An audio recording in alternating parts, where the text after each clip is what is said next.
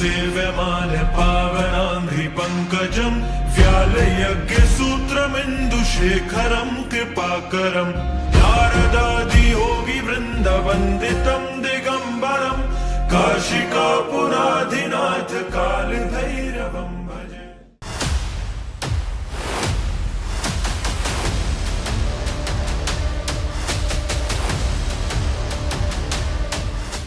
భారతదేశ సరిహద్దుల్లో మారుతున్న యుద్ధ తంత్రాలను దృష్టిలో ఉంచుకుని శత్రువుల వెన్నులో వణుకు పుట్టించేలా ఇండియన్ ఆర్మీ ప్రాజెక్ట్ భైరవ్ ను ప్రతిష్టాత్మకంగా చేపట్టింది. ఇది artificial intelligence and advanced robotic technology కలయికతో రూపొందించబడిన ఒక సమగ్ర రక్షణ వ్యవస్థ.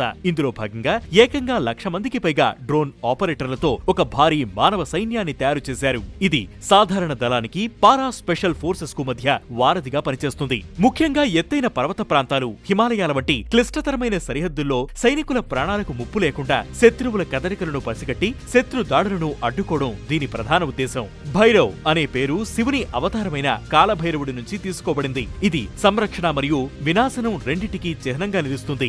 ఈ ప్రాజెక్ట్ కింద అభివృద్ధి చేసిన స్వార్మ్ డ్రోన్స్, రోబోటిక్ మ్యూల్స్ అత్యంత శక్తివంతమైనవి. వందలాది డ్రోన్లు ఒకేసారి ఒకే లక్ష్యంపై దాడి చేయడం, శత్రువుల రాడార్లకు చిక్కకుండా లోయల నుండి ప్రయాణించడం వీటి ప్రత్యేకత. గతంలో యుద్ధ విమానాలు లేదా హెలికాప్టర్లు వెళ్లలేని ప్రాంతాలకు కూడా ఇవి సులువుగా చేరుకోగలవు. అంతేకాకుండా వార్ఫీల్డ్ లో సైనికులకు అవసరమైన మందుగుండు సామాగ్రిని, ఆహారాన్ని, వైద్య పరికరాలను మోసుకెళ్లేందుకు రూపొందించిన రోబోటిక్ డాగ్స్ ఈ ఫోర్స్ లో కీలక పాత్ర పోషిస్తాయి. ఇవి మంచు కొండల్లో కూడా వేగంగా ప్రయాణించగలవు. సాంకేతిక పరంగా చూస్తే భైరవ్ వ్యవస్థలో అత్యున్నత స్థాయి ఎన్క్రిప్టెడ్ కమ్యూనికేషన్ వ్యవస్థను పొందుపరిచారు. దీనివల్ల శత్రువులు ఈ డ్రోన్లను హ్యాక్ చేయడం లేదా వాటి సిగ్నల్స్ ను జామ్ చేయడం దాదాపు అసాధ్యం. రాత్రి సమయాల్లో కూడా స్పష్టమైన ఫోటోలు తీయగల థర్మల్ ఇమేజింగ్ కెమెరాలు, సెన్సార్లు ఈ వ్యవస్థకు కళ్లుగా పనిచేస్తాయి. ఇక భైరవ్ బెటాలియన్ లోని ప్రతి సైనికుడికి డ్రోన్లను ఆపరేట్ చేయడంలో, యుద్ధంలో వాటిని వాడటంలో ప్రత్యేక శిక్షణ ఇచ్చారు. అత్యంత వేగంగా, దూకుడుగా దాడులు చేయడం వీరి ప్రత్యేకత.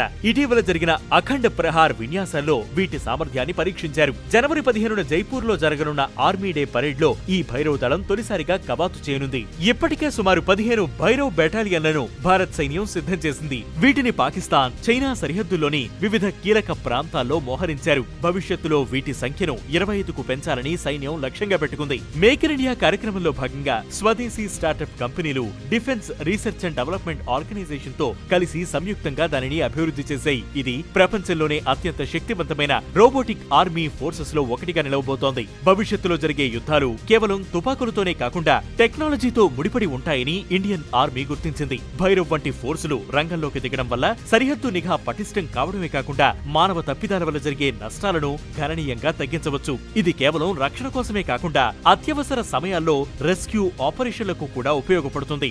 భారత సైనిక శక్తిని ప్రపంచ పటంలో మరో మెట్టెక్కించే ఈ ప్రాజెక్ట్ దేశ భద్రతలో ఒక కొత్త శకానికి నాంది పలుకుతోంది.